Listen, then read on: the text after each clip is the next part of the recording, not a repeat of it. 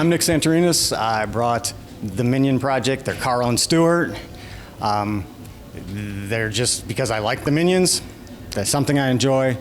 Probably over 1,000 hours involved in building them. It was just a ridiculous project that I never should have started. They turned out far better than I actually expected. The sound quality is actually very good. I used a Dayton RS100, pulled out the face plug, and put in an SB14 tweeter, so I made a coax driver for the eyeball. That's the actual position of the eyeball.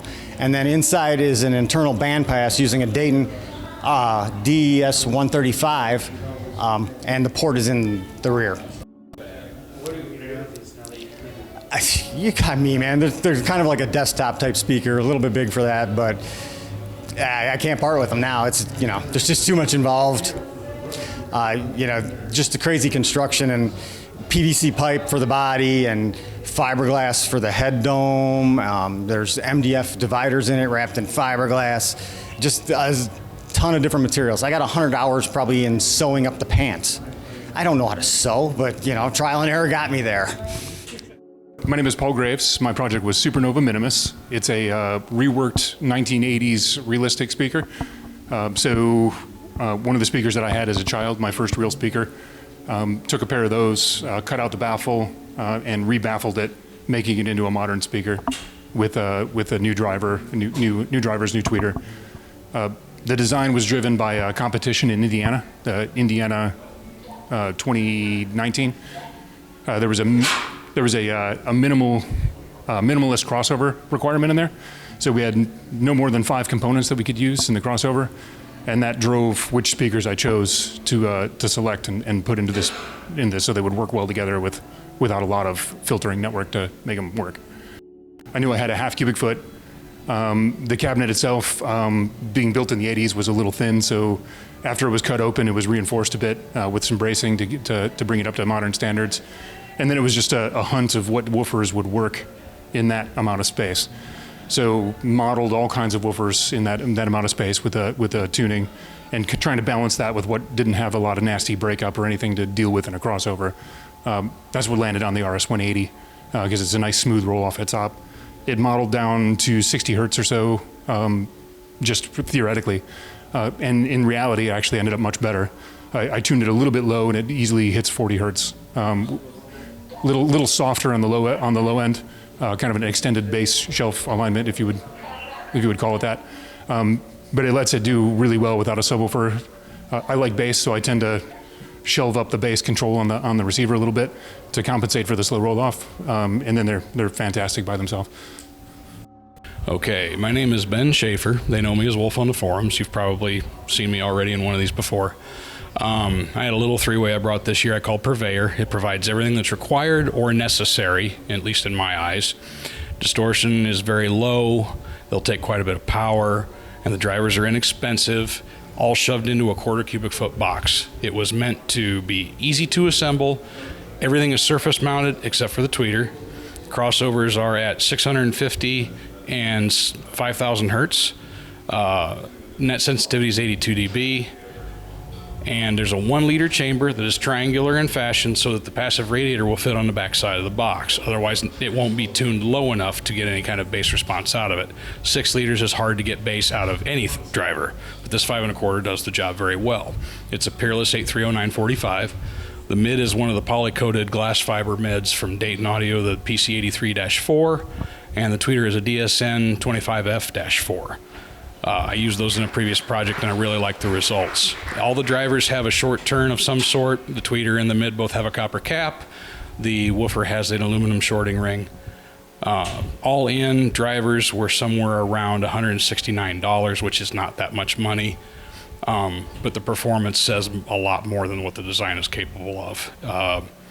They will play with an F3 of 52 hertz. The F10 is 38, so it's a very gradual roll off. If you room load them enough, they'll dig really deep. They don't need a subwoofer with them.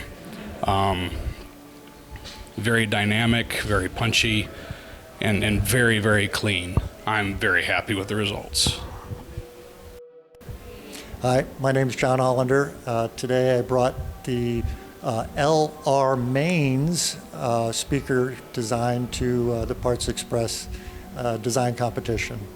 The LR Mains came from the fact that every time I have family members come over to my house, they steal a center channel speaker. So I constantly was without a center channel speaker. So I decided to make really a compromise speaker. So these speakers are center channel speakers, and they're also left-right main speakers. You can use them in any configuration you like.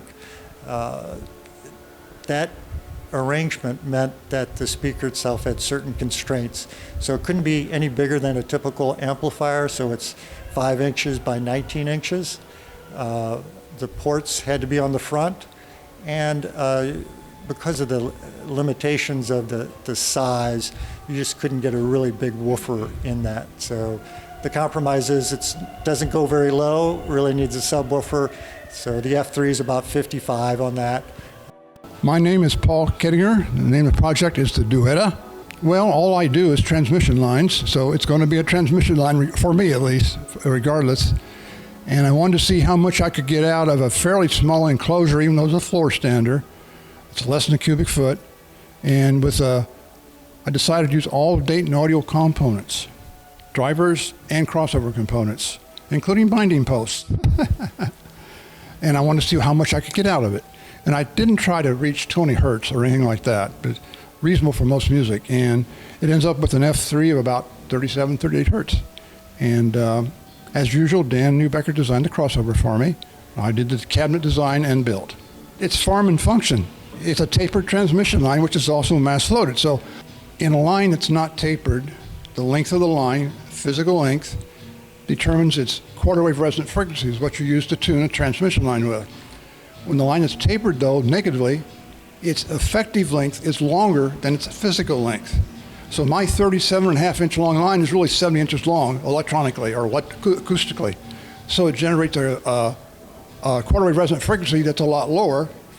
In this case, it was 46 hertz nominally, but that's not low enough, so I added the mass loading ports, which brought it down into the upper 30s, and then polyester fill in the first half of the line, which brought it down to 35 hertz, which is what that driver needed. So it's form follow function, or function follow form, either way you want to go. Hello, my name is Meredith Cargill. I come from Springfield, Illinois, and I brought a project called Corona. I built it in 2020, which was the year of the coronavirus. And it includes a brand new idea. I think it's an inventive idea, which makes it a novel design. So I could not resist building it in the year of the novel coronavirus. And it is actually shaped like a crown with spikes headed out to the side, the same way as a coronavirus has spikes stretching out from the side. So the look of it was fitting to the engineering of it. The invention in the engineering is what's called a acoustic resonator array. And to make an acoustic resonator, one option is to use a pipe. So I used a 1/2-inch plastic PVC pipe as a resonator, and I have 30 of them in that design, and it just made sense to array them in a circle with them all sticking out to the side rather than trying to make them compact. So the engineering in this one came first. It was only fortuitous that the crown shape made sense. My name is Michael Haginian, and the name of my project is Bella Sonus Model 1. I had some speakers in our living room that were just boxy speakers, and they were a little just sort of plain. And my wife said, Michael, can't you get something a little better looking? And so I decided I would build something special. And she likes them. They're in the living room to stay. The body is Sonus Faber, which is the most beautiful Italian design. But I also like the B&W, the Bowers & Wilkins, because of the little tweeters on the top, and they just have a distinctive look. So my design is really a melding of those two.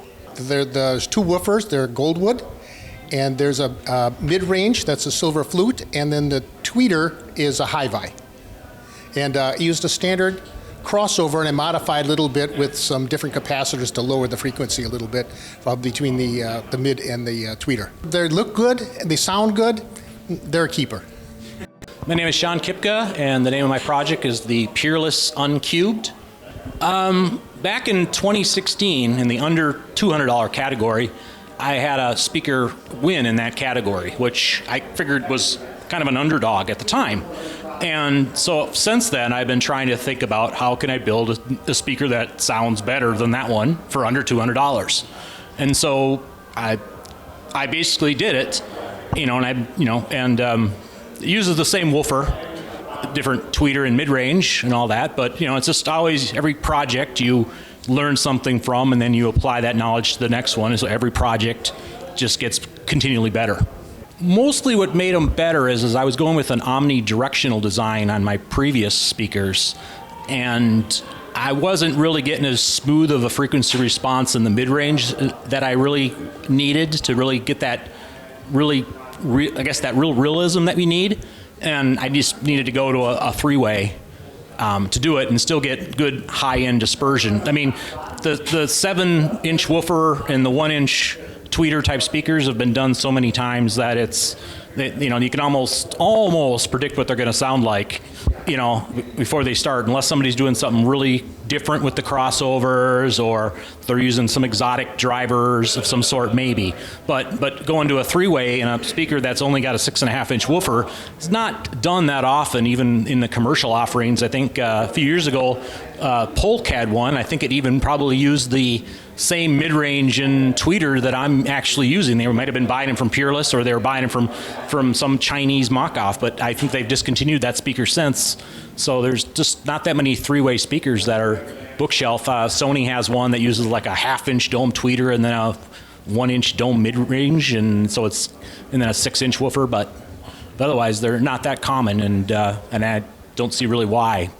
The finish on these speakers, so I like the stiffness that you can get with hardwoods, but of course with hardwoods you're going to get those resonances. Well, one of the solutions is just to go with the Baltic birch plywood, which just has a lot more layers. So in my case, I'm using 15 millimeter, which I believe is 11 layers, and so you get a lot of extra stiffness. And because I'm using a real wood to get a painted finish, you got to put on, several coats. It's all spray paint coats of build-up sandable primer. And then you sand prime it before you paint it. So, and while you do that, you can fill in any defects, and then also, so they notice up really more once you get everything a uniform color.